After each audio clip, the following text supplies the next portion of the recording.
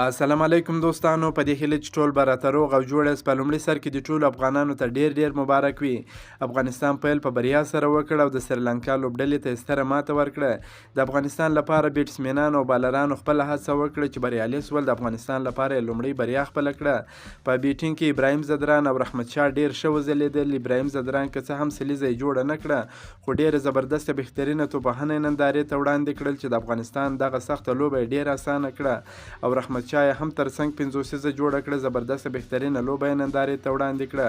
په بالینګ کې بیا په ضلحق فاروقي په لومړي سر کې د سریلانکا ډیر مهم بیټسمینان اوټ کړل چې لوبه ډیره په زړه پورې بهترینه لوبه ترسره شوه د افغان لوبغاړو لخوا. افغان لوبډلې نن ډیره زبردسته په زړه پورې توپ اچونه ترسره کړه. دوی دا ثابته کړه چې موږ د راشد خان په نشتون کې هم پوره لوبډلو کولی سو چې لوبډلو ته ماته ورکړو. یعنې دا په میدان باندې ثابته کړه. سریلانکا ته د راشد خان په نشتون کې هم ماته ورکړه. د ده پر ځای باندې چې نور احمد لکنوال راغلی و، زبردسته بالینګ یې ترسره کړ. مجیب نبی په ضلحق فاروقي چې د پیل ډیر مهمې وکټې یې ترلاسه کړې. فرید ملک یعنې ډیر زبردسته خوندور بالینګ ترسره سو.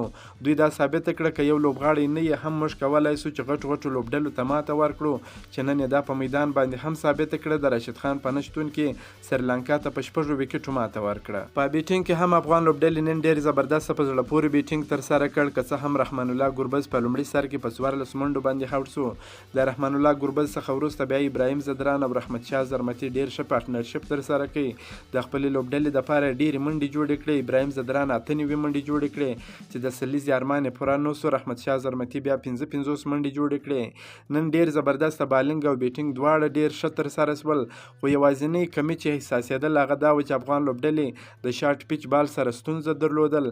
دوی داسې په سمه توګه د شارټ پیچ بال نسو لوبولی. په دې هیله چې افغان لوبډله په شارټ پیچ بال باندې کار وکړي، شارټ پیچ بال په ښه توګه ولوبوي، دغه څخه ګټه پورته کړي.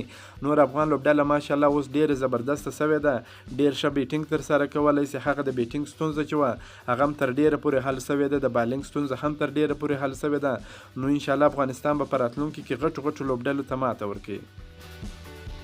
افغانستان د لوبې ټاس وګټي، په خپله د سریلانکا پر وړاندې د توپ اچونې پریکړه وکړه. سریلانکا په ټاکل سوو 50 اورونو کې د ټولو لوبغاړو په سوځېدو سره 269 منډې هدف وټاکي. د دوی لپاره سریلانکا ډیر زبردسته په زړه پورې بیټینګ نندارې ته وړاندې کړ. په 95 بالونو باندې 91 منډې جوړې کړې. 12 څلوریزې په بیټینګ شاملې وې.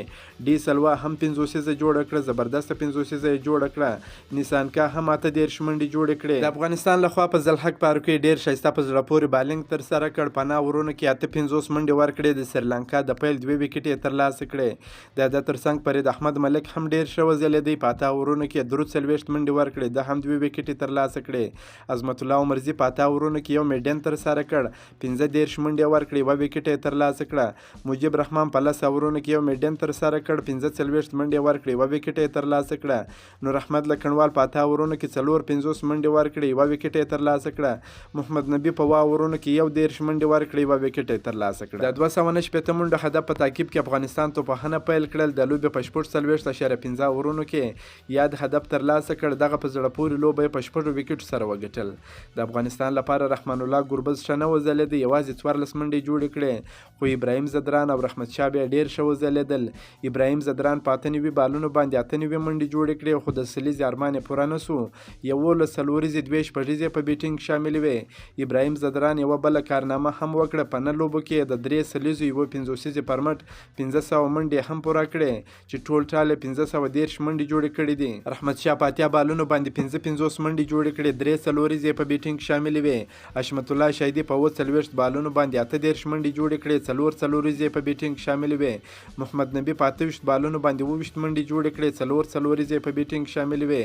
نجیب الله ځدران په 6 بالونو باندې 2 منډې جوړې کړې، 1 څلوریزې په بیټینګ شامله وه. محمد نبی او نجیب الله ځدران نسوځېدلي د میدان څخه ووتل. د سریلانکا لپاره راجتا ډیر زبردسته په زړه پورې بالینګ ترسره کړ. په 10 اورونو کې 49 منډې ورکړې، 2 وکټې یې ترلاسه کړې. د ابراهیم ځدران او حشمت الله شهیدي وکټې یې واخیستې. کومارا په 4.3 اورونو کې یو میډن ترسره کړ، 21 منډې ورکړې، 1 وکټ یې ترلاسه کړې. په تیرانه هم په 8.15 اورونو کې 16 منډې ورکړې، ډیر ښه وټکول سو، 1 وکټ یې ترلاسه کړل. افغانستان دغه لوبه په 6 وکټو سره وګټل. د افغانستان او سریلانکا سریلانکا ترمنځ دویمه نړیواله 500 ورځه لوبه د جون په 4مه نیټه ترسره کیږي. که مو دا ویډیو خوښه شوې درسره لایک کړئ، د خپلو ملګرو سره هم شیر کړئ.